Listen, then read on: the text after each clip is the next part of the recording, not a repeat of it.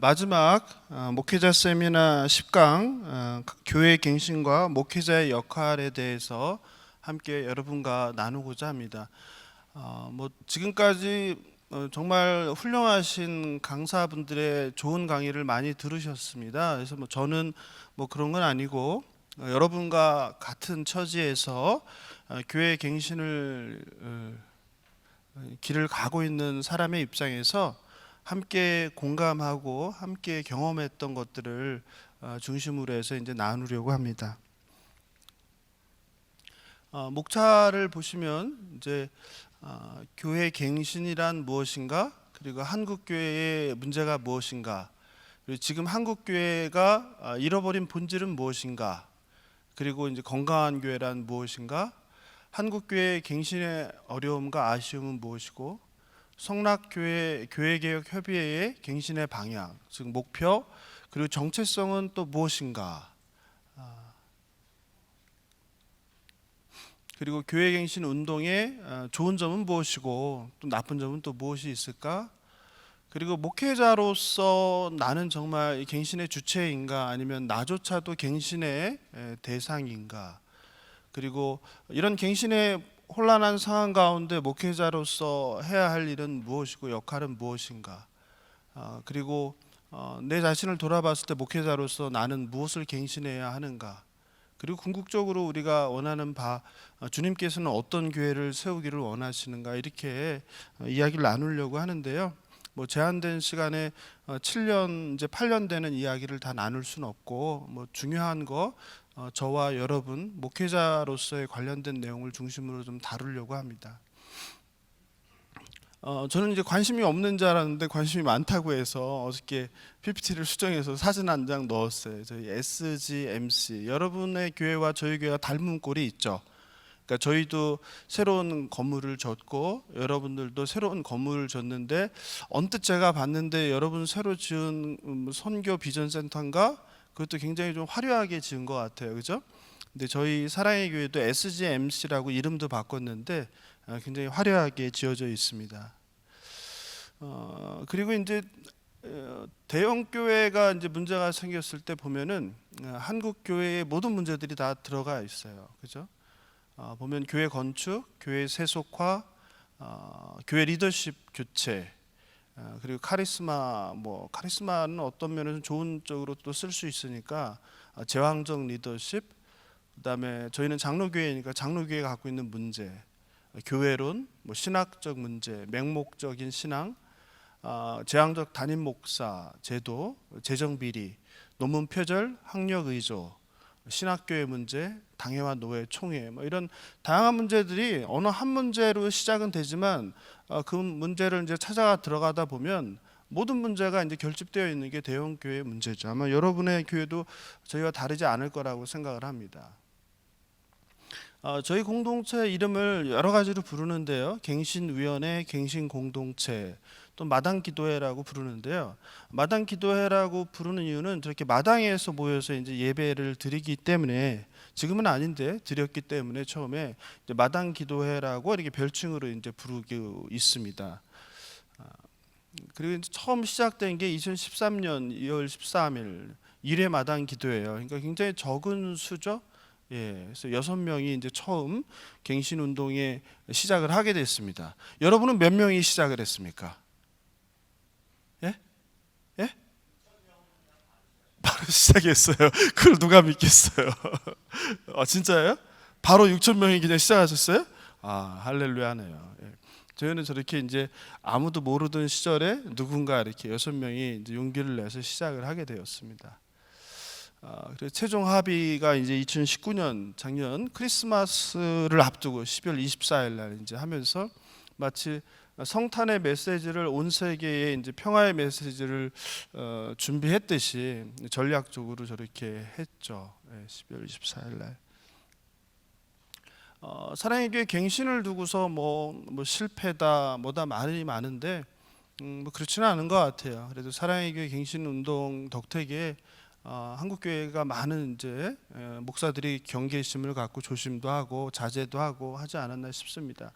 근데 궁극적으로 저희도 이제 법률적 소송을 했는데 그 중에서 이제 가장 큰 뭐 얻어낸 것은 결국은 정당성이죠. 갱신 운동이 뭐 잘못된 것이 아니라 옳은 주장을 했다. 그래서 한국 교회에서 정말 상상하기 힘든 판결을 얻어냈는데요. 한 보수 교단, 그것도 정통이라고 하는 합동 교단의 사랑의 교회 대형 교회의 담임 목사가 의인 목사가 아니다라는 대법원 판결을 2019년 4월 25일 날 제가 얻어냈죠. 이게 가장 큰 결과가 아닐까라는 생각이 들어요.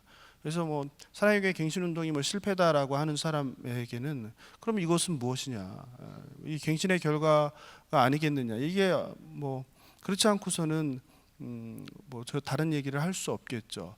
그리고 또 하나 이제 얘기할 수 있는 게 사랑의 교회 불법 건축 원상 복구하라는 대법원 판결이죠. 비슷할 때 냈는데 그래도 저희들이 이제 참 누워서 침 뱉기일 수도 있는데 사랑의 교회 건축이 이제 사회법을 위반하고 이제 무리하게 한 불법적이고 잘못된 결과였다는 것에 대해서 대법원 판결을 받았습니다. 그래서 이런 이 두 개의 뭐 다른 것들도 있겠지만 사회법적으로 봤을 때는 사회적으로 봤을 때는 이 두 개의 판결이 한국 교회와 또 한국 사회에 주는 메시지가 크지 않나. 그래서 이런 것들을 많지 않은 성도들이 오랜 싸움 끝에 얻은 결과가 아닐까 생각이 듭니다.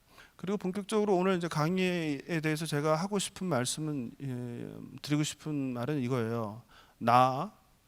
여러분 한 분 한 분이죠. 그리고 확대돼서 우리, 그리고 더 확대돼서 성락교회 공동체. 성락교회 공동체는 중요한 게 지금 어디에 서 있는가, 지금 우리가 어디에 서 있느냐 이거예요. 그리고 어디로 가고 있는가, 이거죠 핵심이. 어디로 가고 있느냐, 이게 가장 갱신의 본질이고 중요한 거예요. 그래서 지금 시점으로 봤을 때 이제 3년 되셨잖아요. 3년 전에 어디 있으셨어요? 나라는 걸 놓고 생각해 보시고 또 확대해서 우리라는 것을 놓고 한번 생각해 보세요. 그리고 지금은, 지금의 나, 그 3년 전과 나를 비교해 보시고 또 우리 공동체, 내가 속한 뭐 지교회, 뭐 강남 예배당, 뭐 일산 예배당, 부천 예배당, 또 뭐 청년부, 대학부. 여러분도 그럼 3년 후 나, 그리고 우리 교회는 어디로 있을까? 이런 생각을 해보셔야 된다는 거죠. 그냥 아무 생각 없이 그냥 한 달, 1년, 2년 보내는 게 아니라 이러한 치열한 고민 가운데 교회 갱신과 나를 돌아보고 또 우리를 돌아봐야 된다는 거죠. 많은 변화가 있었죠, 그죠? 수적인 변화도 있을 거고, 신앙 생활의 변화도 있을 거고, 그죠? 여러 가지 변화들이 있을 겁니다. 교회 갱신이란 무엇인가? 이런 것들 뭐 책에 다 있으니까요. 이런 건 주로 뭐 책을 통해서 이제 보시면 될 것 같고, 제일 중요한 거는 저희는 이제 개혁교회라고 합니다. 개혁교회, 여러분하고는 좀 다른데 종교개혁의 후예들이 이제 주장하는 게 개혁교회죠. 개혁교회의 모토는 그거죠. 개혁된 교회는 항상 개혁되어야 한다. 근데 개혁하는 교회가 아니라요. 개혁된 교회는 항상 개혁되어야 한다. 개혁을 멈추는 순간 이제 병들기 시작한다는 거죠. 끊임없이 우리 교회는 계속 개혁되어야 한다. 그게 건강한 교회라고 불리든 교회든 아니면 병든 교회든 마찬가지라는 거죠, 그렇죠? 예. 한국 교회 문제들을 좀 더 이렇게 큰 틀에서 이제 나눠 보면 이렇게 되죠. 타락한 목회자가 이제 가장 한국 교회에서는 주범이죠. 그 다음에 이제 타락한 목회자만의 문제는 아니죠. 들어가다 보면, 그죠? 교회의 문제들, 그리고 또 여러분 같은 경우는 사실 신학적인 이슈도 있잖아요. 신학적 문제, 이런 것들도 같은 선상에서 놓고 여러분들이 좀 고민해야 되는 게 아닌가라는 생각이 들어요. 그래서 세부적으로 좀 안에 들어가서 보면 타락한 목회자는 뭐 윤리적 부패와 타락, 성범죄, 표절, 학력위조, 재정위호. 교회 문제들은 교회에 세속화죠. 그리고 만모니즘, 그리고 무리한 건축, 성장주의, 개교회주의. 한국 교회의 가장 큰 문제는 개교회주의죠. 그러니까 남의 교회는 뭐 하든 말든 별 상관이 없어요. 관심이 없어요. 그냥 뒤에서 이제 모여서 이야기하는 그런 이야 정도지 실제로 관심 갖고 있는 게 아니에요. 그리고 가장 큰 문제 중에 하나가 교회와 신학교와 교단의 이제 카르텔, 그리고 가난한 성도들의 급격한 증가. 뭐 지금 지난번 강의에서도 얘기했지만 적게는 100만, 많게는 200만이라고 보는. 근데 저는 더 큰 문제는 이제 신학적 문제로 보는 거죠. 기복 신앙, 번영 신학, 맹목 신앙. 그러니까 담임 목사가 그런 잘못을 하도록 할 수 있었던 것은 뭐야? 성도들이죠. 성도들. 그리고 리더들 그룹에서 제어를 하지 못한 거죠. 결국은. 그리고 개인 구원론, 그리고 율법주의, 뭐 신사도 운동, 뭐 이런 것들은 다 다룬 거니까 넘어가고. 그럼 여러분의 교재를 보면 그리고 또 제가 이렇게 나눠 드렸죠. 워크시트를 꺼내서 한번 지금 생각을 정리해 보세요. 그래서 뭐 저는 일방적 강의는 아니고 함께 이제 하는 강의니까, 그래서 그것도 가능하면은 뭐 이름 적지 마시고요, 적지 말고 나중에 이제 저한테 제출해 주시면은 그거를 제가 이제 분석해서 여러분에게 나눠 드리고 나중에, 그래서 여러분 스스로도 각자의 생각들을 모아서 목회자들은 어떻게 생각하는지 볼 수 있도록 했어요. 질문입니다. 함께 고민해 보자. 지금 목사님, 전도사님, 선교사님께서 생각하시는 성락교회 문제, 그러니까 교회개혁 협의회가 아니라 성락교회, 원래 있던 성락교회의 문제가 무엇인지 가장 심각한 것 3가지를 한번 적어보세요. 뭐 고민을 많이 하지 마시고요, 그냥 가장 빨리 떠오르는 게 가장 심각한 거죠, 그죠? 그래서 간단하게 책에다 적지 마시고요, 책은 집에 가서도 할 수 있으니까 따로 나누어 드렸거든요. 혹시 나누어준 워크시트를 못 받으신 분들은 손 들어주세요. 그러면 뒤에 전도사님께서 전해주실 것입니다. 그래서 3가지를 한번 스스로 따로 못 받으신 분 손 드시면 지금 뒤에서 나눠드리고 있으니까요, 받으시면 됩니다. 3가지 한번 간단하게 적어주시면 돼요. 뭐 길게 뭐 쓸 거 없고요.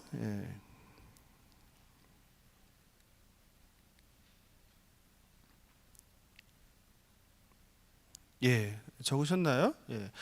그 다음에 이제 제가 드리고 싶은 말씀은 바로 이제 3번째, 본질과 비본질의 혼동이라는 측면이에요. 계속 얘기하는데 교회 본질이 무엇인가 하는 거죠. 교회 본질. 쓰시면서 들으시면 될 것 같아요. 교회 갱신을 하면서 참 문제가 뭐냐면 우리가 비본질로 싸우는 거예요. 본질로 싸워야 되는데, 본질은 목숨 걸고 싸워야 되잖아요. 근데 비본질로 싸운다. 비본질로. 그리고 이제 많은 분들이 생각하는 게, 니체가 선악의 저편이란 책에서 이렇게 얘기하죠. 괴물, 같이 한번 읽어볼까요? 보이시나요? 괴물과 싸우는 사람은 괴물이 되지 않도록 조심해야 한다. 근데 어떻게 생각하세요? 이게 나도 그렇다고 생각하시는 분 손 들어보세요. 나도 괴물이 되어 간다. 손 들어보세요. 한 분밖에 안 계시네. 2분. 나는 달라라고 생각하시면, 나는 그렇지 않아. 손 들어보세요. 나는 그렇지 않아. 이 갱신하는 분들 속에 뭐가 있냐면요, 부정하고 싶겠지만요, 이 말이 있어요. 나는 달라가 있어요. 이 말은 다 알잖아요. 괴물과 싸우는 사람은 괴물이 되지 않도록 조심해야 한다. 괴물을 닮아간다는 거예요. 근데 그 말 자체를 부정해요. 그 말 자체를 부정해요. 나는 다르다는 거예요. 나는 절대 그렇지 않다는 거예요. 거기에 갱신의 실패예요. 갱신의 실패. 다르지 않습니다. 다르지 않아요. 누구나 괴물이 되어 갑니다. 괴물이 될 수밖에 없고요. 그래서 갱신의 가장 걸림돌은 무엇이냐? 나는 다르다요. 나는 다르다. 반대로 갱신에 성공하기 위해서는요, 나도 똑같다요. 나도 똑같다. 내가 저 사람보다 또는 상대방보다 좀 나을 뿐이지 하나님 앞에서 우리 모두는 죄인이잖아요. 그래서 행여라도 그래도 나는 다르지, 이런 생각을 가지고 있으면 한번 성령님의 세미한 음성을 들어보시면 좋을 것 같아요. 그래서 나도 다를 바 없이 나도 모르는 사이에 괴물이 되어 간다라는 것을 인정해야 합니다. 그건 누구한테 물어보면 돼요? 가까운 가족한테 물어보면 알죠. 배우자한테, 자녀에게, 또는 친한 친구한테. 자기만 아니라고 이렇게 하고 있는 거예요. 자기만. 그래서 이 부분에 대해서 좀 생각을 하시면 좋겠고, 그렇다면 비본질에 목숨 거는 갱신, 비본질적인 게 이제 뭐가 있냐? 이런 거예요. 찬송가가 맞느냐, CCM이 맞느냐, 예배 시간에 CCM을 불러도 되느냐, 이런 거 갖고 죽기 살기로 싸워요. 그리고 이제 신학적으로 들어가면 2분설, 3분설. 2분설이 맞아요? 3분설이 맞아요? 여기 성락은 어떻게 가르치나요? 예? 3분설? 둘 다? 여기도 다르네요. 3분설도 있고 2분설도 있고. 예. 근데 이런 게 너무너무 중요해지는 거예요. 그래서 어떤 목사님이 와서 설교했는데 이거 평소에 우리 합동교단에서 내려오는 거와 다른 설교를 한다? 그럼 이거 심각해지는 거예요. 그리고 이게 성도들이 이제 깨어나서 공부하기 시작하니까 신학책도 보고 직접 강의도 듣고 찾아보고 하니까 이게 치열한 싸움이 되는 거예요. 그래서 그럼 저 사람을 누가 불렀냐? 어떻게 된 거냐? 왜 그러냐? 그래서 그런 어려움들이 많이 생기는 거예요.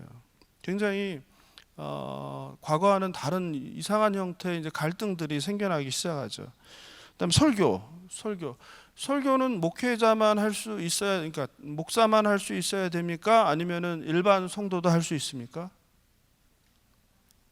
여기는 성락교회는 어떻습니까? 일반 성도가 설교할 수 있다고 생각하시는 분 손 들어보세요. 네. 일반 성도도 설교하나요? 여기는? 하세요? 여기는 그런 문제는 없겠네요. 저희는 좀 그런 게 굉장히 심각했어요. 과연 목사가 아닌 사람이 설교할 수 있는가? 축도도 마찬가지고. 그리고 이제 가장 심각한 문제는 소송이죠. 소송이 과연 옳으냐 그르냐. 이거 굉장히 치열했어요. 처음에. 이것 때문에 많이 갈라졌어요. 절대 안 된다 하는 그 순혈주의와 아니다, 하나님께서 허락하신 일반 은총이기 때문에 어쩔 수 없다, 이런 갈등들. 그리고 이제 피켓 드는 것도 마찬가지예요. 피켓을 들고 데모를 하는 게 과연 그게 하나님께 기뻐하시는 일이냐 아니냐, 이런 논쟁들. 그러다 보니까 외부의 공격과 싸우는 것도 되게 감당하기 힘든데 내부에서 이런 것들 때문에 자중질환이 계속 일어나는 거예요. 그리고 오히려 밖에서 받는 공격은 그러려니 하고서 참을 수가 있는데 내부의 이런 공격들은 감당이 안 되는 거예요. 의견 나누고. 그래서 이런 것들이 어려워지는데요. 그래서 아우구스티누스가 이렇게 얘기했죠. 같이 한번 읽어볼까요? 본질에는 일치를, 비본질에는 자유를, 모든 것의 사랑을. 저는 이게 답이라고 생각합니다. 우리가 본질적인 거에는 교회 본질이라는 거죠. 그건 일치를, 그리고 사활을 걸고 논쟁도 하고 싸우기도 해야 되지만 어느 정도 비본질적인 거에서는 좀 거리를 두고 마음을 유연하게 할 필요가 있지 않을까. 그리고 그런 모든 것은, 중요한 것은 사랑 안에서 해야 된다는 거. 함께 고민해 보면 좋겠습니다. 그러면 이번에는, 아까는 성락교회였고요. 성락교회 교회개혁 협의회에서 비본질의 문제로 지금 혹시 갈등하거나 다투는 것이 있다면 3가지를 한번 적어보세요. 3가지 아니라 한 가지밖에 없으면 한 가지만 적으셔도 되고요.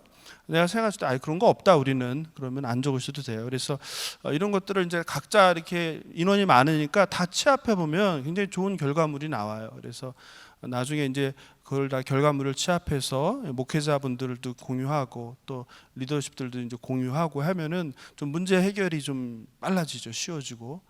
그냥 지금은 대충 그냥 서로 그냥 이야기만 하는 거잖아요. 각자의 생각들을 따로따로. 그래서 한번 정리를 좀 해보시면 좋겠습니다. 가능하면 좀 짧게 써서.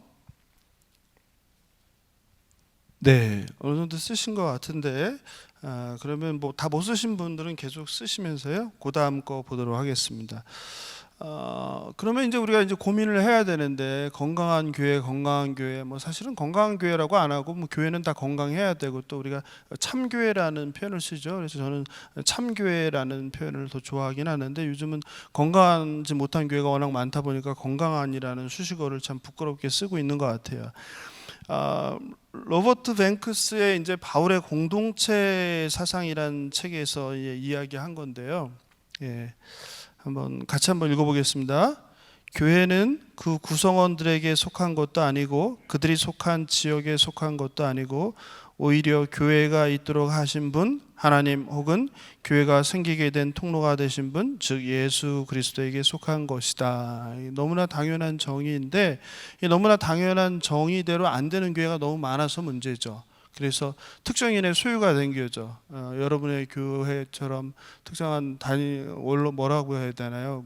감독이라고 해야 되나요? 뭐 원로 목사라고 부르나요? 제가 호칭을 모르겠는데 그 특정한 목사에게 있거나 아니면 특정한 장로에게 있거나 아니면 특정한 권사, 특정한 집사, 특정한 성도 뭐 누구에게 사유화되는 그런 교회로 인한 문제가 많은데 건강한 교회는 다른 게 아니라 로버트 뱅크스에 의하면 바로 예수 그리스도에게 속한 것이다. 교회는 오직 예수 그리스도의 교회이죠, 그죠? 그래서 이런 거를 잊지 말아야 된다. 그러니까 중요한 거는 여러분들도 제가 어저께 설문조사에서 받아보니까 각자 가지고 있는 생각들이 다르세요. 근데 생각하는 게 뭐냐면 목회자들이니까 내가 생각하는 교회가 있는 거예요. 근데 그 내가 생각하는 교회가 어디에서 나온 거예요? 여러분들의 경험에서. 근데 중요한 거는 우리가 건강한 교회를 세우기 위해서는 어디에서 나온 거여야 돼요? 내 것도 중요하지만 우리 김명호 목사님이 뭐 목회 철학도 얘기하고 비전도 얘기했지만 중요한 건 뭐예요? 전문가들이 또 교회의 역사를 통해서 이야기한 건강한 교회가 뭐가 있을 거 아니에요. 그런 걸 보고서 내가 찾아가야지 그냥 내 경험과 내 생각으로 그렇게 하는 거는 되게 잘못될 가능성이 높죠. 내 교회를 만드는 거죠. 주님의 교회가 아니라, 그죠? 그래서 참고로 이런 것들을 좀 여러분들이 보시면 좋겠다. 그래서 이 책도 굉장히 그 소그룹 하는데 기본적으로 보는 책입니다. 그래서 바울의 공동체 사상도 소그룹 관심 있으면 보시면 특히 이제 진짜 교회가 무엇인지를 보면 좋을 것 같아요. 그리고 그 다음 보면 뭐 이건 성경에서 이제 고백한 거니까 넘어가도록 하고요. 여러분 다 아니까. 그리고 교회는 보통 우리가 정의할 때 하나님께서 세상에서 사람들을 택하셔 불러낸 공동체. 중요한 거는 이제 리케아 신조에서 이제 교회를 정의하죠. 교회는 하나의 거룩한 보편적 사도적 교회. 이게 기본 개념이죠, 그죠? 그래서 드리고 싶은 말씀이 이거예요. 교회 갱신을 하는데 문제에서 시작하지 말아라. 방향을 설정하는데 문제에서 시작하지 말아라. 문제 해결이 교회 갱신의 전부가 아니다. 가장 많은 착각하는 것이 문제 해결하는 것과 교회 갱신을 동일시해요. 그렇지 않습니다. 교회 갱신과 문제 해결은 별개예요. 일치하는 일정 부분이 있지만 전부가 아니다. 그래서 많은 부분에서 담임 목사가 생겼으니까 이제 어떤 교회를 만들려고 해요? 담임 목사가 없는 교회를 만들려고 해요. 올바른 게 아니죠. 교회에 정관이 없어서 문제가 생겼다? 그럼 뭘 만들어요? 교회 갱신을 정관 만드는 데 하는 거예요. 대형 교회라 문제가 생겼다? 그럼 이제 뭘 만들어요? 대형 교회 아닌 교회를 만들려고 하는 거죠. 작은 교회를. 교회 건축 때문에 문제가 생겼다? 그럼 뭐예요 또? 건축하지 않는 뭐 예배당도 심지어는 없는 교회를 만들려고 하는 거죠. 교단이 문제가 생겼다? 그러면 교단에 안 들어가면 된다고 생각하고. 그러니까 교회 갱신이 그런 게 아닌데 교회 갱신을 문제 해결과 굉장히 착각하고 문제 해결을 통해서 교회 갱신을 하려고 하면 그건 실패할 수밖에 없다. 문제 해결이라는 것은 교회 갱신의 일부일 뿐이다. 이렇게 조심하셔야 될 것 같습니다.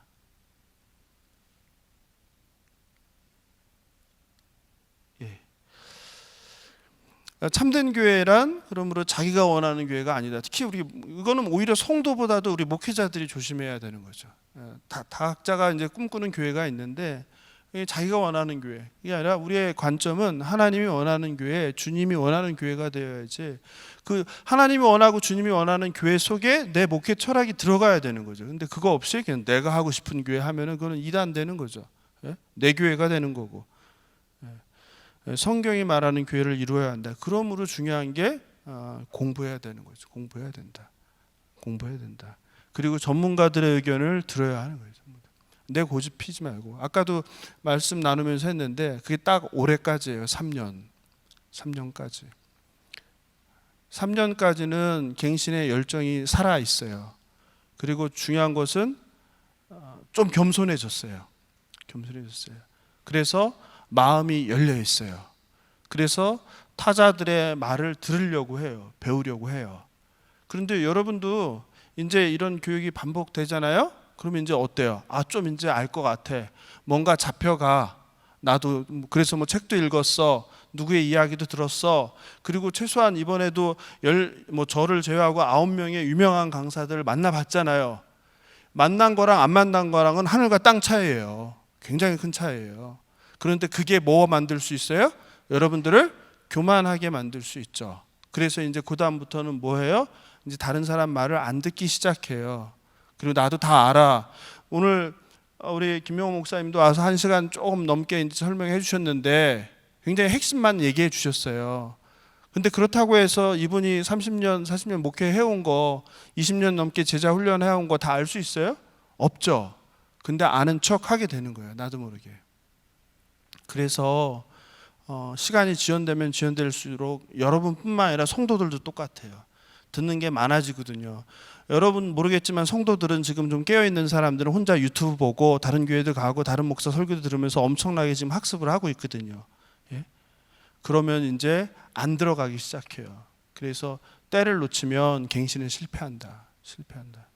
그래서 2000년 교회 역사를 통해서 교훈을 얻으셔야 돼요. 그래서 나는 다를 거야, 우리는 다를 거야, 우리는 달라. 이 생각 버리셔야 됩니다. 그래서 한편 교회 갱신하다 보면 이런 얘기들을 제가 많이 들어요. 여기뿐만 아니라 다른 교회도 많이 상담해 보면 우리는 상황이 달라요 이런 말 많이 해요. 그게 맞아요, 틀려요? 맞죠. 상황이 다르죠. 그런데 거의 패턴이나 일어나는 거는 거의 유사해요. 그래서 우리는 달라요라는 말은 무슨 뜻이에요? 안 듣겠다는 거죠. 너는 모른다는 거죠. 그죠? 그거잖아요. 그런데 그러시면 안 돼요. 분명히 사실은 여러분이 여러분의 문제를 더 잘 알아요. 제가 어떻게 가끔 와서 또 이야기 저기서 듣는 걸로 어떻게 여러분보다 더 많이 알겠어요? 그런데 문제 해결은 내가 많이 아는 게 도움이 될까요? 안 될까요? 도움이 될 수도 있는데요. 안 될 수 있어요. 왜냐하면 의사결정이 복잡해져요. 뭐냐면 이 안에 관계들이 복잡해요. 여러 가지 인간관계도 있죠. 이해관계도 있죠. 그래서 옳고 그름과 바른 길과 틀린 길을 판단하는데 그런 것들이 차라리 모르면 심플하게 옳으냐 그르냐로 그냥 성경적으로 상식적으로 판단이 되는데 여러분의 그런 복잡한 관계들 여기서 함께 해온 인간적인 관계 또 여기서 알게 모르게 이해관계 목사들은 목사들대로 전도사들은 전도사들대로 지교회는 지교회대로 본교회는 본교회대로 집사님들은 집사님들대로 성도들은 성도들대로 장로님들은 장로들대로 또 여기서 그동안 총알바지했던 역할을 했던 분들은 분들대로 뭐에 얽혀 있어요? 그런 게 얽혀 있어서 판단이 안 돼요. 판단이 왜곡되고 가려져요. 우선순위가 바뀐단 말이에요. 그래서 여러분이 제일 잘하는 거 맞고요. 그래서 우리 생각에는 제일 잘 알기 때문에 제일 정확하게 판단을 할 것 같은데 너무 많이 알고 있기 때문에 판단하는 데 장애가 될 수 있다. 그래서 오히려 한 발짝 이렇게 떨어져서 관망자한테 판단을 맡기는 게 의견을 들어보는 게 오히려 더 정확할 수도 있다. 왜? 그 사람은 이해관계가 없죠. 인간관계도 없죠. 그냥 심플하죠. 옳으냐 그르냐. 그런 점도 있다는 것도 같이 좀 기억하시면 좋을 것 같아요. 우리가 뭐 건강한 교회 얘기할 때 뭐 다들 보셨겠지만 대표적으로 있는 게 이 두 가지 책이잖아요. 스티븐 A 맥키아의 건강한 교회를 만드는 10가지 비결과 크리스티안 A 슈바르츠의 자연적 교회 성장, 뭐 디벨롭먼트라고 했는데 번역을 성장이라고 했는데 성장이 나쁜 건 아니잖아요. 그러니까 이름 그대로 건강하면 자연적으로 성장하게 되어 있다 이런 뜻이에요. 인위적인 뭐 성장이 아니라. 그래서 이런 책이 무지 많잖아요. 그래서 이런 책을 통해서 여러분들이 건강한 교회, 그냥 건강한 교회 막연하게 이제 생각하지 말고 직접 보라는 거예요. 왜냐하면 이거는 뭐 1000여 개의 교회를 대상으로 해서 조사를 한 결과잖아요. 그러니까 그런 자료들을 무시하지 말고 편협한 내 생각과 내 경험으로 건강한 교회를 규정하지 말라는 거예요. 스티븐 A 맥키아가 얘기한 거 이렇게 보면요. 10가지 이제 비결이 있는데 첫 번째가 이제 그리스도의 몸과의 네트워킹이죠. 그리고 청지기 정신과 관용. 그다음에 중요한 게 뭐예요? 하나님을 영화롭게 하는 예배. 이게 들어가 있어요. 여러분의 예배가 어때요? 여러분의 예배가 은혜로운가요? 살아있나요? 그냥 주일날이 기다려지나요? 어떠세요? 주일날이 기다려지세요? 안 기다리세요? 저희 마당 공동체는요 주일날이 기다려줬어요. 왜? 그동안 정말 이상한 설교 듣다가 주일날 저희는 이제 매주 새로운 강사가 오니까 이번에 오는 강사는 누굴까? 왜냐하면 담임 목사님들이 외부 강사한테 설교 절대 안 주잖아요. 그러니까 그 긴 세월을 한 사람 설교 어쩌다 1년에 한두 번 듣는 거 말고는 그렇게 듣다가 매주 처음 보는 사람의 처음 듣는 얘기는 너무 새로운 거예요. 또 그 외부에서 오시는 강사들은 뭐 외부에 오는 초청받아서 오는데 그냥 뻔하고 뻔한 자기 설교 중에 하나하나예요? 그렇지 않죠. 자기가 최고로 잘할 수 있는 설교 하잖아요. 그러니까 최고로 잘할 수 있는 설교를 하니까 반응도 좋잖아요. 그러니까 저희는 매주 사모한 거예요. 오늘은 뭐 미국에서 온대, 오늘은 어디 신학대학원에서 온대, 교수님이 온대, 오늘은 구약학자야, 오늘은 어디 교회 목사님이 오신대, 어느 다른 교단 목사님이 오신대. 이런 이 사모함이 있는 거예요. 말씀에 대한 사모함. 말씀에 대한 사모함. 그러니까 말씀에 대해 사모하니까 예배에 대한 사모함이 있죠. 여러분 교회는 어떤지 모르겠어요. 예배, 그 다음에 청지기 리더십의 발달, 그 다음에 사랑과 관심이 넘치는 관계죠, 그렇죠? 성도들 간에. 그리고 공동체 안에서의 배움과 성장. 필기는 안 하셔도 돼요. 자료 다 이렇게 주시고 이번에 하신 강사님들 것도 제가 다 자료 PPT 하신 분들 다 드릴 거예요. 그러니까 그냥 강의만 들으시고 생각만 하시면 돼요. 그 다음에 영적인 훈련. 그리고 지혜로운 행정과 책임. 어저께 오대식 목사님도 말씀하셨죠. 행정이 필요한 부분, 그죠? 그다음에 하나님의 권능을 주는 임재. 여러분 교회는 이렇게 굉장히 강했던 거죠, 그죠? 그리고 중요한 게 교회 밖에 대한 관심이에요. 근데 한국 교회 가장 큰 문제는 이거죠. 교회 밖에 대한 관심이 없는 거, 그죠? 그래서 이렇게 이제 정의를 내렸고, 그래서 중요한 게 공동체 안에서의 배움과 성장. 여기 소그룹을 얘기하거든요. 그러니까 건강한 교회의 특징 중에 하나가 다 대부분이 뭐가 소그룹이 들어가 있어요. 소그룹이.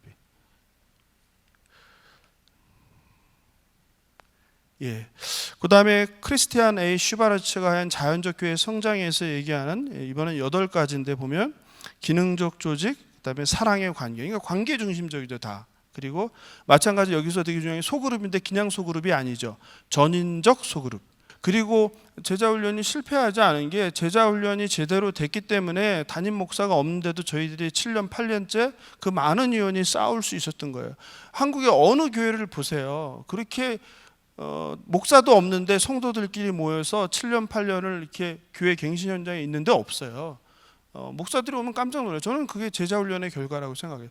제자훈련을 통해서 성도들을 깨어났기 때문에 그 많은 인원이 남아서 7년 동안 8년 동안 그 어려움을 겪으면서 싸움을 해낼 수 있었다 이렇게 생각하고요. 그리고 중요한 게 은사 중심적 사역, 그리고 사역자를 세우는 지도력 이런 것들이 있으니까 보시면 되고, 요거는 좀 더 그 다음 거는 좀 더 이제 자세하게 그 설명을 풀어 쓴 거예요. 8가지. 첫 번째가 지도자의 몸과 마음이 진정으로 교회 성장에 헌신하는가. 모든 교인들이 교회의 유익을 위해 자신들의 은사를 사용하는가. 그러니까 건강한 교회는 성도들이 주일날 와서 예배만 드리는 교회가 아니라 성도들이 각자가 교회 유익을 위해서 자기들의 은사를 사용한다는 거죠. 섬긴다는 거죠. 그리고 대부분의 교인들이 능력과 넘치는 열심을 갖고 믿음을 실천한다. 그 다음에 교회 성장에 기여하는가의 여부에 따라 조직이 평가된다. 그 다음에 5번째, 여기도 예배 나오죠. 그죠? 이게 한 주 동안 예배가 가장 기다려지는가. 6번째, 그리스도인의 교제를 통한 사랑과 치유의 능력이 소그룹 안에서 경험되는가. 그러니까 우리 소그룹 제자훈련 같은 경우는 이제 일반 소그룹하고는 다른 거였어요. 굉장히 단순히 성경 공부 모임도 아니고. 그런데 그 약점은 얘기 안 하시더라고요. 사랑의 교회 소그룹의 약점은 그런 사랑의 관계가 리더 의존적이다. 그러니까 리더가 누구냐에 따라서, 구성원이 누구냐에 따라 달라졌다. 그리고 역시 어떤 면에서는 지식적 전달이라는 한계를 지닌다. 그래서 저는 가장 좋은 거는 사랑의 교회의 어떤 그 다락방이라는 그 소그룹과 가정교회라고 아시는지 모르겠어요. 그거에 대해서 제가 여러 번 소개하려고 했는데, 가정교회에 갖고 있는 소그룹 모임이 결합되면 이게 가장 이상적이다. 그리고 거의 모든 교회들이 은사를 따라 그리스도의 지상명령을 이룬다. 그리고 그리스도의 사랑이 교회 거의 모든 활동에 나타난다. 그러면 한번 이제 이번 거는 뭐냐면, 아까는 이런 거 생각하지 않고 해본 거예요. 그러면 이제는 그래도 이제 이미 알고 계셨고 지금 모르던 분은 또 강의를 통해서 접했으니까 지금 목사님, 전도사님, 선교사님께서 생각하실 때 위에 건강한 교회의 특성들을 살펴볼 때 우리 성락교회가 회복해야 하는 가장 본질적인 것 세 가지는 무엇인가? 건강한 교회의 특징들을 이제 비추어 봤을 때 우리가 좀 부족하고 약한 것들은 무엇인가 이렇게 한번 정리해 보는 겁니다. 그래서 세 가지만 간단하게 적어 주시면 되겠습니다. 네. 그럼 다음은 이제 다섯 번째, 한국교회 갱신의 어려움 이렇게 나와 있는데요. 그냥 이건 뭐 쓰시면서 중요한 거 아니니까 읽고 가겠습니다. 침묵이 미덕이다. 제가 가장 큰 문제라고 보는 건데요. 한국교회에 이게 모든 교회 예외 없어요. 저희 교회나 여러분의 교회나 한국에 있는 교회들이 대부분은 특히 신학교 또 목회자들 마찬가지죠. 침묵이 미덕이죠. 침묵이 미덕이고, 그리고 성숙인 것처럼 이런 정서가 교회 갱신을 어렵게 한다 이런 생각이 들어요. 엘리 위젤이 쓴 더 나이트에서 그러죠. 침묵은 결과적으로 괴롭히는 사람 편에 서는 것이다 이렇게 이야기하죠, 그렇죠? 그리고 전도의 문을 막는다. 네가 그런다고 달라질 것 같냐? 너는 죄가 없냐? 너나 잘해라. 하나님의 영광을 가린다. 그리고 이제 참기 힘든 게 이권 다툼이다. 돈 때문에 그렇다, 그죠? 다 맡기고 기도나 하자. 이게 기도 만능주의죠. 한국 교회에게 팽배한 기도 만능주의. 기도 만능주의. 그리고 스스로 심판자가 된 자들, 뭐 해교행위자들. 그다음에 가장 많이 나오는 게 그죠. 결국 양비론 이거죠. 결국 그죠? 양비론. 똑같다. 알죠? 양쪽 다 똑같다. 그다음 뿌리 깊은 심판론. 목사와 교회를 비판하면 심판받는다. 그리고 자정 능력을 잃었다는 거죠. 그러니까 교회 갱신의 끝에서 이제 무력감을 느끼는 게 그거예요. 저희도 그래요. 저희도 대법원에서 판결이 났잖아요. 그런데 성도들의 상실감은 더 커졌어요. 왜 그래요? 대법원은 우리가 생각하는 최종 단계잖아요. 이것만 되면 다 끝난다고 생각하잖아요. 근데 대법원에서도 담임 목사가 아니다, 위임 목사가 아니라고 했는데 변화가 있어요, 없어요? 변화가 없어요. 거기서 오는 상실감이에요. 이거 뭐지? 이렇게 내가 7년 세월을 바쳐서 몸 바쳐서 시간 바쳐서 돈 바쳐서 열정 바쳐서 마음 바쳐서 이렇게 7년을 싸웠는데 그래서 이겼어요. 대법원에서 아니래. 근데 아무런 변화가 없는 거예요. 거기서 오는 충격과 상실감이 가장 큽니다. 이게 한국교회 문제예요. 그러면 그 다음 이제 성락교회 여러분도 마찬가지일 텐데 교회 갱신 운동을 하면서 가장 힘들었던 것 세 가지는 뭐가 있을까? 한번 목회자로서 한번 써보시면 좋을 것 같아요. 이거는 뭐 맨날 힘들으셨죠? 그러니까 쓰기 쉬울 것 같아요. 하나만 쓰셔도 되고, 네, 다 쓰셨을 것 같은데, 그 다음 이제 나누고 싶은 거는 갱신의 아쉬움이죠. 뭐 제 고백이기도 한데. 이런 점들이 아쉬웠어요. 그래서 여러분들은 하면서 이런 것들을 생각하면 좋겠어요. 첫 번째 아쉬웠던 거는 우리 뭐 오전에 목사님도 말씀하셨지만 젊은 세대를 품지 못한 거. 그러니까 싸우다 보니까 우선순위에서 밀려요. 그래서 근데 그 제일 먼저 교회를 떠나는 게 젊은 세대라는 거. 젊은 세대가 가장 소중한 교회에서 어떻게 보면은 공동체인데 젊은 세대가 이런 싸우는 것을 못 견디고 가장 먼저 떠난다. 그래서 젊은 세대를 좀 더 품어야 된다라는 생각을 들고, 두 번째는 주일학교 마찬가지죠. 더 젊은 세대죠. 주일학교가 항상 뒷전으로 밀려서 근데 주일학교가 굳건하게 서지 못하면 주일학교에 해당하는 분들이 3, 40대거든요. 3, 40대가 이제 떠나기 시작해요. 여기도 그런지 모르겠지만 주일학교는 애들 딴 데 보내는 분도 계실 거예요. 그래서 젊은 세대가 그리고 주일학교가 그들만의 문제가 아니라 교회에서 가장 내일을 생각할 수 있는 3, 40대가 떠나는 것이다. 그럼 젊은 세대 20대 떠나고 그리고 주일학교랑 3, 40대가 떠나면 교회는 누구만 남아요? 50대 이상의 그룹으로만 남죠. 그리고 세 번째인데요. 구체적인 갱신 방향과 목표의 설정이 있어야 된다. 우리 김건주 목사님이 이 부분에 대해서는 얘기 잘했죠. 갱신하면 되게 어떤 일이 생기냐면요. 할 일이 많기 때문에요. 급한 일만 먼저 하게 돼요. 급한 일. 그러니까 소송과 관련된 일. 그리고 어떤 생각들이 드냐면 이거 해서 뭐해? 왜? 어차피 상황이 바뀌는데. 그래서 결국은 나중에는 어떻게 돼요? 안 하게 돼요. 안 하게 돼요. 근데 그것처럼 무책임한 게 없다. 김건주 목사님이 얘기했죠. A 상황, B 상황, C 상황에 대한 계획을 세워놔야 된다. 그래서 설사 몇 달 후에 상황이 바뀌어서 변경할지라도 아무것도 안 하고 있다가 그때 되면 또 그때 되면 그렇게 주먹구구시를 하는 게 아니라 리더 그룹들은 이걸 해놔야 됩니다. 그래서 구체적인 갱신 방향과 목표를 설정해놔라. 그리고 교회 갱신에 대한 치열한 논쟁과 토론 이게 필요해요. 이거 그리고 처음에 해야 돼요.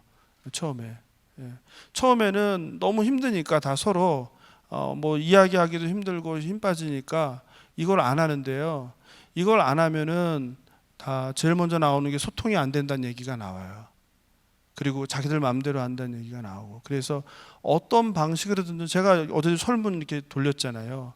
설문을 통해서 하든 아니면 토론 시간을 마련해서 하든 아니면 뭐 매달아 놓고 의견을 내라고 하든 어떤 식으로든 성도들 한 명 한 명도 의견을 자기 의견을 이렇게 전달할 그 통로가 있어야 돼요. 기회가 있고. 그리고 근데 제가 지금까지 경험한 거로는 성락은 비교적 그런 거 되게 잘한 것 같아요. 보니까 논쟁도 많이 하시고, 물론 여기 계신 분들은 그게 부족하다고 생각할지 모르지만 제가 봤을 때는 그래도 비교적 많이 하려고 노력하는 것 같더라고요. 근데 앞으로도 이런 것들을 하다 보면요, 처음에는 10시간이 걸려요. 그리고 목소리도 커요. 심지어 뭐 싸움도 나요. 근데 그 다음에는 6시간 줄고 4시간 되고 점점 줄어요. 나중에는 할 말도 없어져요. 다 아니까.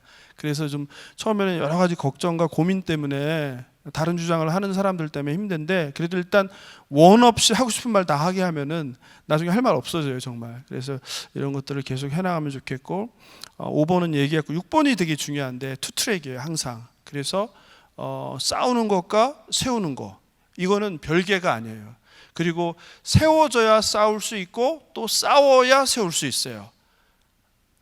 근데 자기가 어디에 있느냐에 따라서 목사님들은 세우는 거를 강조할 수 있고 또 전면에 나와서 싸우는 분들은 그걸 이제 우선할 수 있어요. 근데 이건 별개가 아니다. 같이 가는 것이다. 싸워서 이겼는데 목양이 무너지면 소용이 없고, 목양을 나름 했는데 싸워서 지면은 당장 쫓겨나야 되고, 별개가 아니다. 그래서 같이 가야 되는 현실적 고민. 그래서 이거를 지혜롭게 잘 해나가야 돼. 이 두 바퀴가 잘 돌아가야 서로 상부상조하면서 이겨나갈 수 있다. 그리고 하나됨의 자리, 그리고 제일 중요한 게 소통, 그리고 개방적인 분위기. 그래서 반대 의견을 제시하는 거를 마치 뭐 보듯이, 적 보듯이 하면 안 돼요. 적이 아니에요. 그래서 반대 의견을 제시하더라고요. 근데 반대 의견을 제시하는 것도 이제 점잖게 해야죠. 막 막무가내로 하면은 아무리 옳은 말을 해도 받아들일 수 없잖아요, 사람이. 그래서 그런 거. 그다음에 수평적 리더십, 그리고 11번 제일 어려운 게 편가르기. 무조건 편가르기 되어 있는데 편가르기 하면 안 되고, 목양. 그리고 지금 여러분 같은 경우는 저는 이제 반은 성공했다는 생각이 들어요. 왜냐하면 저를 모르잖아요. 근데 저를 모르는 사람한테 이런 교육을 맡겨서 좀 준비해 달라고, 이거는 저는 성공한 거라고 봐요. 그만큼 마음이 열려 있고 변화라는 자세도 되어 있고, 저는 굉장히 큰 터닝 포인트라고 생각해요. 만약에 여러분은 어떨지 모르지만 뭐 만족하신 분도 있고 불만족한 분도 있겠지만, 만약에 전 성도가 이런 교육들을 계속 받는다고 생각해 보세요.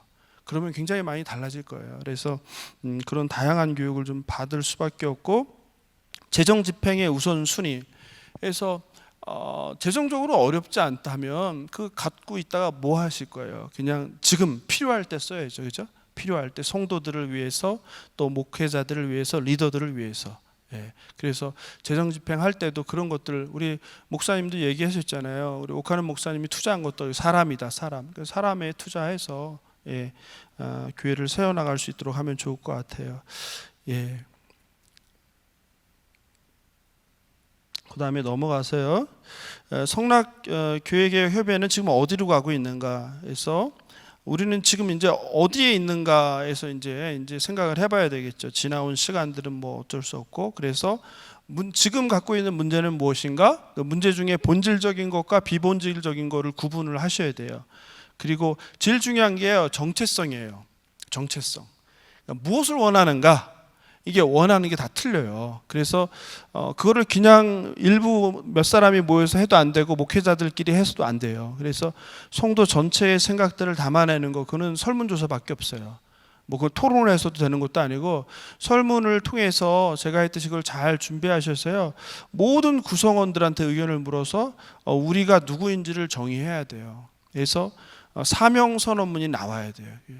우리의 정체. 우리는 뭐냐? 우리는 김기동라고 하면 안 되겠죠. 그 두 분의 불의함에 반대하는 집단? 이렇게 규정해 버리면 이건 뭐 하는 거예요? 그냥 두 사람에 반대하는 그런 집단이 되는 거잖아요. 그게 아니라 우리는 뭐 참된 하나님의 교회를 세워 나가기 위해서 마음과 몸과 힘을 다하여 기도하는 성도들의 모임이라든지 뭐 이러한 고민 끝에 그런 거를 만들어서 이 공동체가 뭐라는 것을 규정을 해야 돼요. 그리고 그 공동체가 뭐라는 정체성, 그 사명선언문으로 나타나면 그거 반대할 사람이 있어서는 안 되죠. 그 사람은 여기에 속한 사람이 아니죠. 그런 큰 그림, 큰 생각, 큰 마음, 합해진 모두의 마음이 정리가 된, 그게 한 문장으로 정리가 돼서 그걸 항상 되뇌어야 돼요. 명분도 있고 내 이유, 존재의 이유, 우리 교회, 우리 공동체의 이유, 이게 되는 거죠. 근데 그게 없이 하다 보면요, 다 달라요. 목회자들은 건강한 교회를 세우는 게 목적이고, 싸우는 분들은 저쪽과 재판에서 승소하는 게 우선이고, 또 어떤 일부 목사님들이나 일부 지교회들은 우리 교회가 우리 지교회가 잘 독립해서 세워져 가는 게 목적일 수 있고, 다 다르거든요. 또 청년들이나 대학부는 또 생각이 또 다를 거예요. 그래서 이런 것들이 공동체적으로 필요하다. 그리고 제일 중요한 건 이거죠. 최종 목적지가 그럼 뭐냐? 막연하게 건강한 교회 세우기 이러지 말고, 최종 목적지가 뭐냐? 최종 목적지가 이 싸움의 결과 무엇을 얻으려고 하는 것이냐? 무엇을 얻으려고 하세요? 싸워서? 한번 던져보세요, 스스로한테. 아니, 그리고 왜 하고 있냐? 3년쯤 오면 그런 생각 들 텐데요.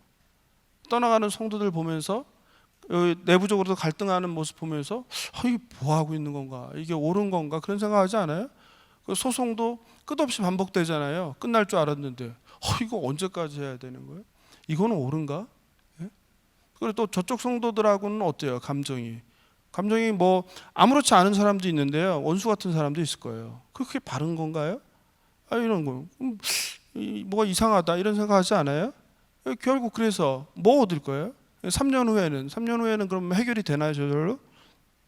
그래서 최종 목적지가 결정이 돼야 돼요, 공동체적으로. 그리고 그 최종 목적지에 도달하기 위한 로드맵이에요. 단기적으로 1년, 6개월, 1년, 2년, 3년 목양계획 세우잖아요. 우리 추 전도사님, 그죠? 거기도 1년 목양계획 똑같은 거예요. 근데 갱신의 로드맵은 없어요. 우리 목회자들은 1년 계획 세우잖아요. 2년 계획, 그죠? 근데 갱신의 로드맵은 어디 있어요? 로드맵 어디 있어요? 어디 붙어 있어요? 가지고 있어요? 없잖아요. 구체적으로, 그죠? 로드맵이 있어야 돼요. 이 큰 공동체, 이 많은 사람들이 있는데 이게 없다면 성도들은 궁금해요. 도대체 뭐 어떻게 되는 거야? 언제까지? 어디까지? 뭐 어떻게 되는 거야? 이런 생각 가질 수밖에 없어요. 그러면 그나마 좀 이렇게 교회에서 영향력 있고 한 분은 직접 소통해서 알잖아요. 근데 예를 들어서 뭐 대학부에 뭐 누구, 뭐 주일학교에 누구, 뭐 아니면 아무개 집사, 뭐 성도, 이분들은 물어볼 데도 없고 알아볼 데도 없고 답답해요. 그러면 어떻게 생각하냐면 이건 소통이 안 된다, 희망이 없다, 안 되겠구나, 이런 생각들을 하거든요.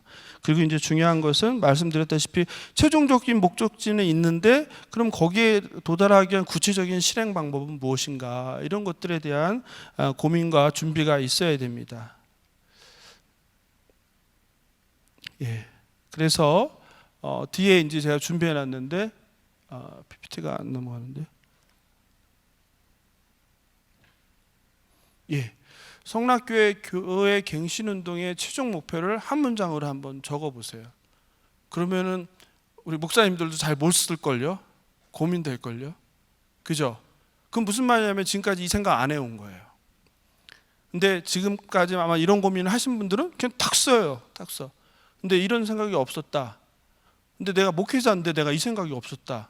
그럼 성도는 어떻겠어요? 성도는 더 없죠. 예? 다 다를 수 있어요. 뭐 정해진 게 아니니까. 그래서 이번 기회라도 한번 우리 교회 갱신 운동의 최종 목표가 무엇인가 한 문장으로. 그 지금 이제 뭐 안 적어주시는 분도 계시지만 적어주시면은 한 60개 정도가 모이잖아요. 그럼 목회자들이 생각하는 성락교회 갱신운동의 한 문장이 뭐 이걸 잘 다듬으면은 하나가 딱 나오는 거예요. 그럼 얼마나 멋진 작품이 되겠어요, 그죠? 한 생각이 아니라 여러 생각을 또 공통된 생각들이 있을 테니까, 그죠? 이걸 한번 뭐 해보세요. 그래서 한 문장으로. 한 문장으로 뭐 줄은 길어도 되죠. 뭐 너무 많은 걸 담아야 돼. 뭐 주님이 기뻐하시는 교회, 성도를 돌보는 교회, 성도들을 제자로 세우는 교회, 뭐 많잖아요, 그죠? 예, 건강하고 아름다운 교회, 거룩한 교회, 막 그죠? 그래서 이거를 한 문장에 담아서 이렇게 해서 이걸 다 취합해서 나오면 그래도 목회자 그룹이 생각하는 성락교회 교회갱신의 어떤 사명서는 뭐 이런 게 딱 나오잖아요. 그럼 좋죠. 예? 담아내면. 그렇게 하고 또 이제 리더들 거 이렇게 하고, 그래서 이런 걸 해보면은 작업이 좀 쉬워지죠. 막연하게 어디서부터 뭘 할까 막 고민들이 많을 텐데 이렇게 하는 거예요. 작업을 이렇게 점점 이제 구체화하는 거죠. 생각들도 모아가고. 그래서 한번 적어보세요. 예. 그리고 뭐 교회 갱신의 명암이라고 했는데, 교회 갱신을 제가 하다 보니까 이게 뭐 좋은 점도 있고 나쁜 점도 당연히 있어요. 그래서 그게 사람에 따라서 좋은 점이 많을 수 있고 사람에 따라서 나쁜 점이 많을 수 있고, 그래서 나쁜 점이 많으면 어떻게 돼요? 해보니까 교회 갱신에 나쁜 점이 많아. 그럼 어떻게 돼요? 나쁜 점이 많으면 교회를 떠나죠. 일단 이 교회를 떠나죠. 그리고 이제 심하면 아예 이제 가난한 성도가 되는 거죠. 하나의 성도가 되고. 근데 뭐 누구든지 장점만 있을 수 없고 단점만 있을 수는 없어요. 근데 제가 생각했을 때 뭐 좋은 거는 신앙생활에 대한 고민을 하는 거죠. 그리고 나 자신에 대한 어떤 갱신. 그러니까 교회 갱신은 어떤 면에서 보면은 내 자신에 대한 갱신이죠. 그러니까 교회 갱신을 저쪽에 대한 갱신으로 생각을 하는 사람은요 절대 행복할 수 없어요. 만족할 수도 없고 그 결과 나오잖아요. 교회 갱신은 즉 내 자신의 갱신이죠. 내 자신의 갱신. 내 자신의 갱신이라고 생각하는 사람은 아무리 힘들고 어려워도요 나중에 그래도 의미가 있어요. 보람이. 근데 상대방을 갱신하는 게 목표였던 사람은 남는 게 없어요. 나중에. 남는 게 내가 정말 뭐 했나라는 그 허무감만 남죠. 그래서 그런 교회 갱신에 대한 정의도 좀 해봐야 되고, 그리고 뭐 목사 의존적 신앙 탈피하게 되고, 그리고 한국 교회 갱신에 아무래도 좀 선한 영향력을 주게 되고, 그리고 이제 우리도 이번 강의에서도 여러분이 얘기했지만 하나님 나라에 대해서 이제 재정의를 하게 되죠. 지금까지 이제 전통 교회에서 얘기하던 죽어가는 천국이 아니라 하나님 나라, 이 땅에 임한 하나님 나라에서 내가 하나님의 얼마나 통치를 받고 살아가고 있는가라는 이런 하나님 나라가 확장되면서 이제 관심이 이제 교회 안에만 있다가 이제 교회 밖으로도 가고 세상으로도 가고 사회로도 가고 사회 문제에도 관심을 갖게 되고, 이렇게 점점 이제 진화하는 거는 좀 긍정적인 측면인 것 같아요. 그림자, 그럼 교회 갱신의 그림자는 무엇인가? 이거죠. 가지수로 따지면 그림자가 더 많은 것 같아요. 첫 번째는 이제 교회와 목회자들에 대한 비난과 비판이 일상화가 되죠. 가장 나쁜 거죠. 목회자는 뭐 때려잡을 놈이죠, 그죠? 그래요, 안 그래요? 괜찮아요, 아직은? 목회자는 그냥 뭐 예전에는 교회 갱신하기 전에는 조심스러운 얘기들, 뭐 교회 뭐 문제 얘기하고 목회자 문제 얘기하는 건 굉장히 조심스러운 얘기잖아요. 신앙인으로서 여러분은 어떠실지 모르지만 저는 이제 성도부터 시작한 사람이니까. 그런데 이제 이게 아예 일상화가 돼요.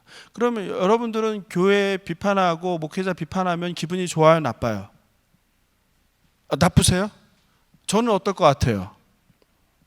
저는 아무렇지도 않아요. 왜냐면 일상화돼 있어서 워낙 많이 들으니까 뭐 그건 뭐 그냥 그러려니 당연한 거고. 근데 여러분 이제 기분이 나쁘면 되게 교회 갱신에서 사역하기 되게 힘드세요. 그 못 견디면은 힘들어요. 왜냐면 뭐 일단 뭐 어쨌든 우리와 같은 일을 하는 목사가 잘못해서 시작을 했잖아요. 그러니 뭐 그럴 수밖에 없다고 생각해야지, 내가 그때 민감하게 하면 감당하기 힘들어요. 그리고 제일 중요한 건 이거죠. 교회 본질적인 사역이 약화된다. 교회 본질적인 사역이 뭐예요? 교육 약화되죠. 훈련 약화되죠. 전도 약화되죠. 그다음에 선교 약화되죠. 봉사 약화되죠. 다 무력화돼요. 그래서 잘못된 거죠. 본질을 잃어버리잖아요. 그죠? 여기 가장 쉬운 게 이거예요. 내가 이 지금 성락 공동체로 교회개혁 협의회로 누군가를 전도할 수 있어요, 없어요? 있어요, 없어요? 없죠. 뭐 어려움을 넘어서죠. 솔직히 말하면. 예? 그러면 잘못된 거죠, 그렇죠?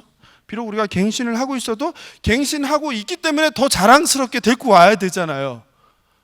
저도 그런 생각 많이 해요. 그러면은 문제가 있는 거 아니에요? 가뜩이나 한국교회가 이렇게 부패하고 썩어져서 그 속에서 우리가 갱신한다 이렇게 외치는데, 그럼 자랑스럽게 새신자들이든 아니면 주변의 이웃이든 믿지 않는 사람들에게 더 자랑스럽게 데리고 와야 되잖아요. 근데 그렇게 못한다는 거는 뭔가가 잘못되고 있는 거죠, 그죠? 잘못되고 있는 거죠. 잘못하고 있고. 그래서 그런 부분도 단순히 싸우고 있기 때문에 데리고 오지 못하는 건 아닌 것 같아요, 제 생각에. 싸우는 건 싸우더라도 우리가 교회 본질적인 사역을 잘 해나가고 있다면, 우리 공동체가 사랑으로 똘똘 뭉쳐서 건강하다면 왜 못 들고 와요? 더 자랑스러운 훈장이지. 근데 싸우긴 하는데 그것도 이렇게 좋은 건 아닌데, 우리 생각에 뭔가 우리 안에도 좀 이렇게 복잡하고 뭐가 이렇게 사연도 많고 이렇게 있는 거죠, 그죠? 뭔지 모르지만. 그래서 그게 안 되는 거죠. 그래서 그리고 가장 이제 문제가 진영 논리죠. 그래서 갱신하다 보면 그 내부에서 이제 다툼, 갈등 때문에 이게 무너지게 돼. 그래서 이 중재자가 필요하다. 예. 이해가 상충하는 여러분들끼리 암만 얘기해봐야 해결이 안 돼요. 그래서 그리고 이제 최종적인 어떤 타협까지 가기 위해서는 과정이 시작부터 긴데, 시작부터 서로 안 좋고 불신이 지금 팽배하잖아요. 불신이 있는 사람끼리, 이해관계도 상충되는 사람끼리 시작부터 말을 트기 시작해서 결론에 도달하기는 불가능하다. 그래서 그게 상관없는 누군가가, 제3자가 처음에 시작부터는 양쪽부터 간격을 좁혀가면서 감정이 상하지 않고 마지막 최종 결정에 이르는 도달하기 전까지만 도와줘야 된다, 직접 하기보다. 그리고 최종적인 건 하더라도. 무슨 말인지 이해되시죠? 안 그러고 처음에 그 상태도 안 좋은데 서로 편견과 오해와 반감들이 있잖아요. 그런데 거기서 처음부터 시작해서 마지막까지 가기 전에 중간에 깨지게 되어 있다, 수틀리게 되어 있다. 그래서 그런 부분도 좀 지혜롭게 좀 시스템적으로 할 필요가 있다 생각이 들어요. 그리고 감정 소비가 너무 심해요. 교회 갱신하면 이것 때문에 사람 못 사는 거야. 뭐 있지도 않은 이야기들. 그 누가 말씀하셨죠? 아니 땐 굴뚝에 연기가 나요, 안 나요? 안 뗐는데 연기가 나는 게 교회라고. 그런 것들, 모함, 비남, 둘러말하기, 수군수군 다 보이지 않아요? 수군수군 다 있잖아요, 그죠? 그런 거 막 감정 소비가 너무 심해요. 문자, 카톡, 또 뭐 카톡 방들 막 방방방방 있잖아요. 그런 거 보다 보면 막 그냥 낙심되고 절망되고, 그죠? 그리고 강팍해지는 거. 어떠세요? 우리 목회자분들은 그래도 좀 다를 텐데, 다른가요? 다르지 않나요? 마음이.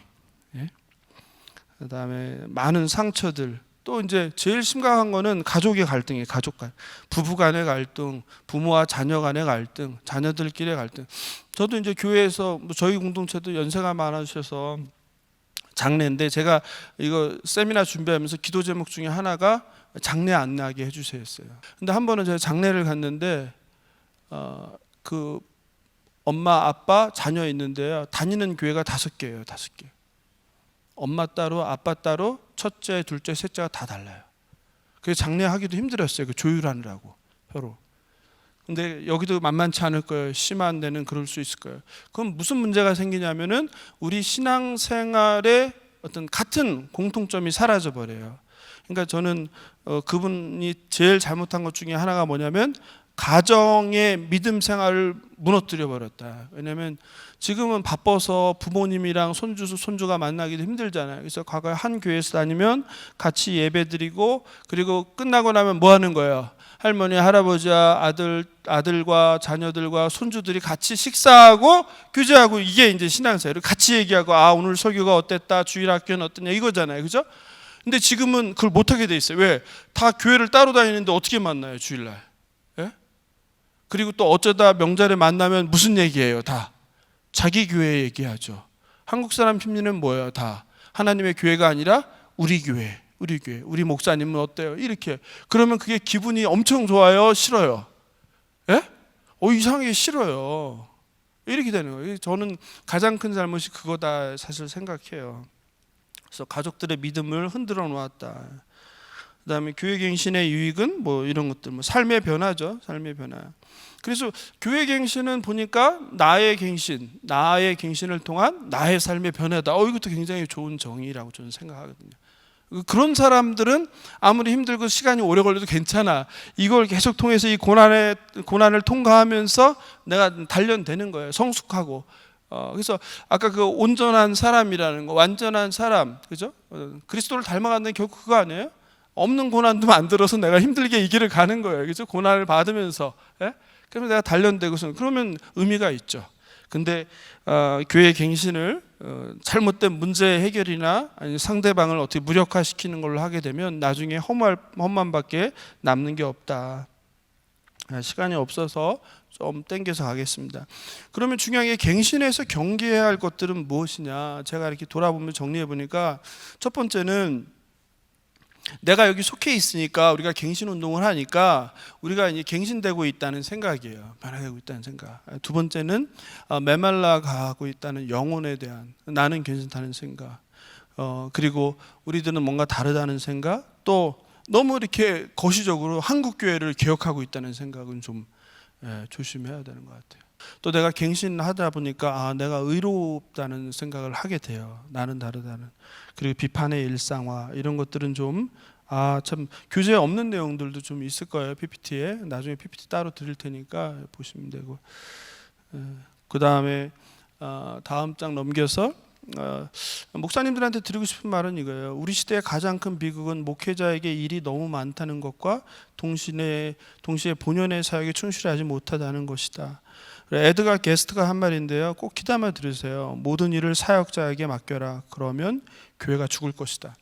이거예요. 우리 오카노 목사님이 안 하시려고 한 게 이거예요. 평신도를 깨운다는 건 뭐예요? 다 제사장이니까 평신도를 제사장으로, 목사가 다 하는 것이 아니라 리더들이 또 성도들이 깨어나서 목회자가 하는 일을 똑같이 감당하는 거예요. 그게 제자 훈련이었어요.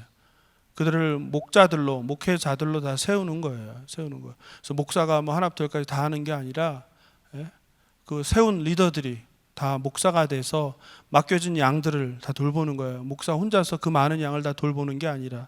그래서 이거는 좀 기억하시면 좋을 것 같습니다.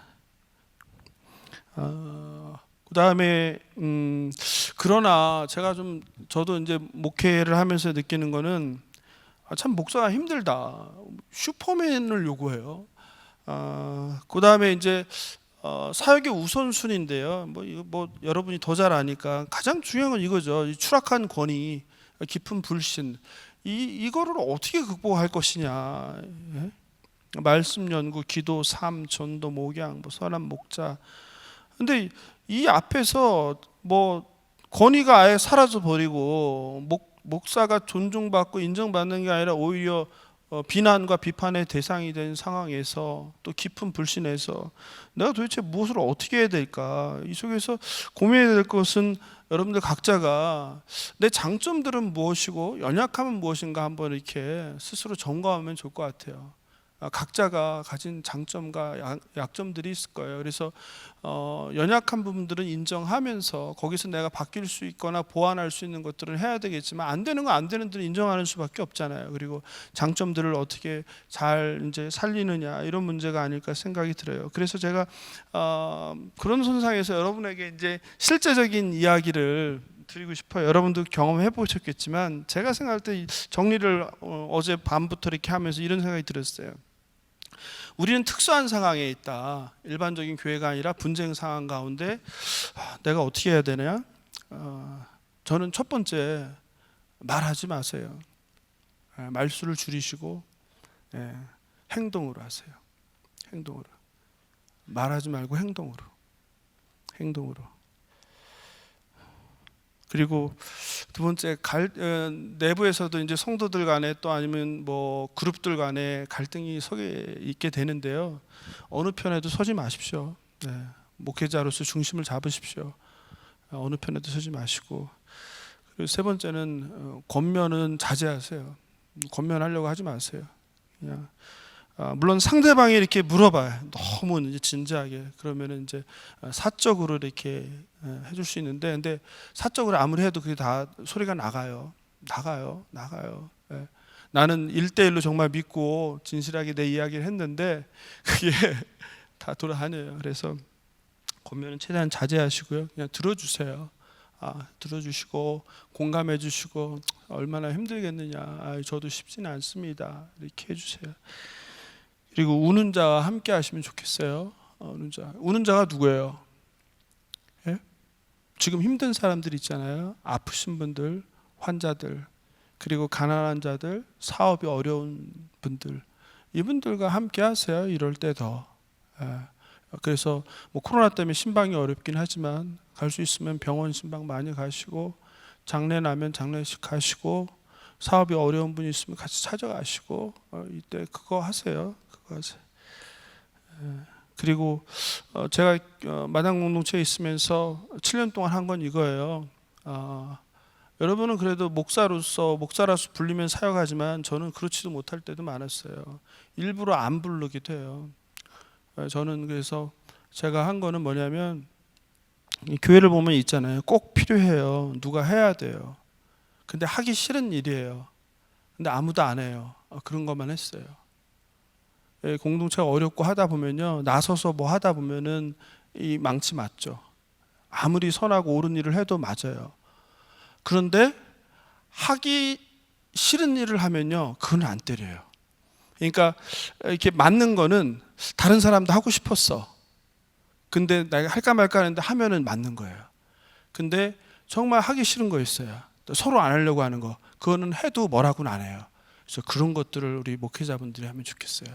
그런 게 뭐가 있을까 한번 생각해 보세요. 뭐가 서로 안 하려고 하는 거. 저는 그래서 한 게 새벽 기도, 새벽 설교. 아까 목사님 얘기하는데 새벽 설교 안 하려고 그러잖아요. 그래서 새벽 설교. 그래서 제가 일주일에 3일씩 교회에서 잤어요. 화목토가 제가 새벽 설교하는 날인데, 그래서 월, 수, 금은 교회에서 자면서 이제 새벽 설교했어요. 그리고 장례. 저는 장례를 되게 중요하게 생각해요. 목사님 장례 때문에 바쁘다고 하는데, 저는 장례가 요즘 시대에 가장 복음을 안 믿는 자들, 가족들에게까지 전하는 기회라고 생각하기 때문에 저는 많이 하면 5번 하잖아요.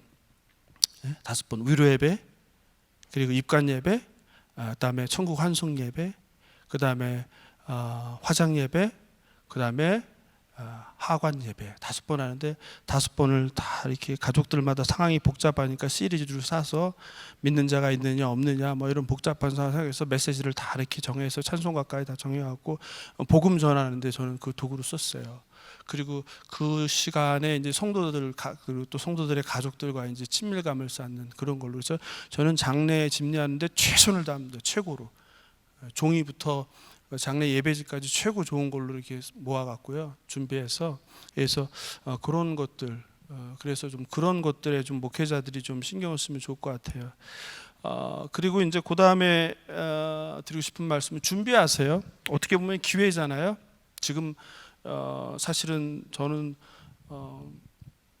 목회자들이 일반적인 기존에 하던 사역들이 많이 이제 바뀌었을 거예요. 그래서 이 시간을 통해서 준비하세요. 언제 뭔가 본인이 계약하던 그날이 오기를. 그래서 개척을 하실 거든 아니면 여기서 분립이 돼서 나가시든 그 준비를 하세요. 준비는 안 하면서 뭐 나는 하고 싶다고 왜 안 해주냐고, 지원 안 해주냐 하면 안 되잖아요. 준비하세요. 준비하셔서. 그래서 그게 공부도 좋고 뭐든 준비하시는 시간이 되면 좋겠습니다. 그리고 마찬가지로 질문을 판단하지 마세요. 판단하지 마시고, 각 사람들은 복잡하잖아요. 상황도 복잡하고 여기서 갱신하고 있는 분들도 굉장히 고충도 많고 어려움이 많은데, 그냥 누구한테 한 소리 들었다고 그걸 듣고 판단하지 마시고 항상 상대방 양쪽 다 의견 들으셔야 되고요. 일단 좀 기다리시면 좋을 것 같아요. 그리고 쉬세요. 충분히 쉬세요. 목회자가 제가 성도였을 때 제일 섭섭한 건 그거였어요. 기도 제목을 줬는데 알지도 못해요. 기도 제목 해당하는 날이 됐는데 목회자가 물어보지도 않아요. 그리고 기도 제목 주고 다음에 만났는데 기억도 못해요. 기도 안 하는 거죠. 그리고 뭐 하면 늘 바쁘다고 그래요. 우리 교회 목사들은 바빴으니까. 그것만큼 성도한테 상처가 없어요. 그래서 근데 그렇게 되지 않기 위해서는 목회자들이 여유가 있어야 돼요. 또 여유가 있어야지 성도의 그 아픔과 상처와 이런 걸 들어줄 수 있잖아요. 내가 힘들고 내가 바쁜데 그걸 어떻게 품어줘요? 내가 최선을 다하지만 표가 나잖아요. 그래서 쉬십시오. 여기 성락은 어떨지 모르지만 최대한 쉬십시오. 예. 그리고 리더십에서도 좀 그런 배려를 해줬으면 좋겠어요. 우리 목회자들이 충분히 쉴 수 있도록, 충분히 쉴 수 있도록, 너무 바쁘지 않도록. 그리고 핍박이나 오해나 비난 모함을 많이 받으실 텐데 그래도 여러분들은 많으시니까 나눠서 받잖아요. 그죠? 여기 한 80명이니까 성도들이든 뭐 어디 일하는 데서 비난이 이게 나눠서 갈 거 아니에요. 오해입니다. 또는 모함입니다. 그게 아닙니다 하지 않았어요. 그냥 너무 억울하고 너무 힘들고 그래서 떠나려고 할 순간도 참 많았던 것 같아요. 한 1년에 한 번씩은 이제는 내가 할 도리를 다 했구나. 이제는 가야 되겠구나. 이제 필요 없겠구나. 이런 생각을 할 때마다 특별하게도 성령 하나님께서 붙들어 주셨어요. 사인을 보내주시고 감동을 주시고 누군가를 통해서 이야기해 주시고 그리고 이제 시간이 지나면 그런 오해나 이런 것들이 다 풀렸어요. 뜻하지 않은 데서 이제 해결이 되고 그래서 힘드시겠지만 이런 것들을 당연히 여기시기 바랍니다. 그리고 때가 되면 그 내가 인내하고 그 말하지 않고 묵묵히 당했던 것들이 2배, 3배로 여러분들에게 아마 돌아올 거라고 생각합니다. 그래서 결국은 저나 여러분이나 주님의 몸된 교회를 위해서 죽기로 작정한 분들 아니세요? 또 성도를 위해서 죽기로 결심한 거 아니세요? 저도 목회자가 되고서 처음 하나님께 받았던 메시지가 그거였어요.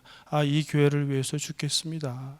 아마 저와 다르지 않을 거라고 생각합니다. 그래서 내가 하늘의 미랄이 돼서 썩어지기로 결정한 분들에게 이 길을 간다고 생각하는데 그렇다면 그깟 모함이나 비난 이런 거는 당연하게 여기고 받아야 되지 않을까라는 생각을 합니다. 그래서 여러분들이 힘들겠지만 이거를 잘 감당해 내셨으면 좋겠습니다. 다음 볼까요? 예, 잘 안 넘어가는데 넘겨주시면 이제 뭐 거의 마무리할 시간인데요. 그래서 존 스토트 목사님이 이제 살아있는 교회는 전도하는 교회라고 했어요. 그래서 지금 얼마나 전도하고 있는가 한번 좀 생각하면 좋을 것 같아요. 그리고 디트리 보네퍼 목사님께서 교회는 타자를 위해 존재로 세상을 지배하는 것이 아니라 도와주고 봉사함으로 관여한다. 얼마나 타자를 섬기는 그런 교회로 지금 영향을 주고 있는지 보면 좋겠습니다. 그리고 결국 이번에 참 그런 얘기를 안 했는데 다음에 한번 기회가 되면은 미셔널 처치가 어떤 거에 대해서 실제로 미셔널 운동을 교회를 운영하고 있는 분들도 좀 소개를 해줬으면 좋을 것 같다라는 생각이 들었어요. 왜냐하면 여러분 중에 알고 계시는 분도 계시지만 모르고 계시는 분도 많을 텐데 한국 교회에서 이제 저변에서 일어나고 있는 게 이제 미셔널 운동인데 이상하게 이번에 오신 강사님들이 뭐 언뜻 그 얘기를 많이 하셨어요, 그죠? 그래서 결국 과거에 컴투어스의 교회에서 고투댐 그게 이제 바로 미셔널 처치라는 거다. 그래서 결국 여러분이 이제 지향하는 교회도 그 건강한 교회라는 개념 안에 미셔널 처치라는 개념도 들어가 있지 않을까 이런 생각이 듭니다. 그래서 이제 마지막으로 교회 갱신 과정에서 나는 목회자로서 무엇을 해야 할까 이렇게 고민하면 좋겠습니다. 성락교회가 하나님 기뻐하시는 교회로 갱신되어 바르게 세워져 가는데 목회자로서 오늘 뭐 지금 제가 1시간 한 20분 딱 강의를 했는데요. 무엇을 또 내가 목회자로서 어떻게 해야 할지 강의 중에 혹시 뭐 떠오른 생각이 있다면 뭐 하나 정도, 뭐 2개 정도 이렇게 적으시면 좋을 것 같습니다. 그러면은 이제 마지막으로 우리가 성경 말씀 아까 읽었던 건데요. 다시 한번 읽고 마무리하도록 하겠습니다. 마태복음 28장 19절 20절입니다. 그레이트 커미션인데 한번 같이 읽어보겠습니다. 그러므로 너희는 가서 모든 민족을 제자로 삼아 아버지와 아들과 성령의 이름으로 세례를 베풀고 내가 너희에게 분부한 모든 것을 가르쳐 지키게 하라. 볼지어다 내가 세상 끝날까지 너희와 함께 있으리라 하시니라. 아멘. 갈라디아서 6장 9절입니다. 같이 읽어보겠습니다. 우리가 선을 행하되 낙심하지 말지니 포기하지 아니하면 때가 이름에 거두리라. 제가 목회하면서 저도 힘들고 참 낙심할 때 늘 기억하는 말씀입니다. 여러분에게도 좀 힘이 됐으면 좋겠습니다. 마지막으로 한 구절만 더 읽겠습니다. 요한복음 12장 24절입니다. 같이 읽겠습니다. 내가 진실로 진실로 너희에게 이르노니 한 알의 밀이 땅에 떨어져 죽지 아니하면 한 알 그대로 있고 죽으면 많은 열매를 맺느니라. 아멘. 네. 성락교회 교회계협의회 목회자들을 저도 함께 응원하고 기도하겠습니다. 힘내시기 바랍니다. 네, 감사합니다.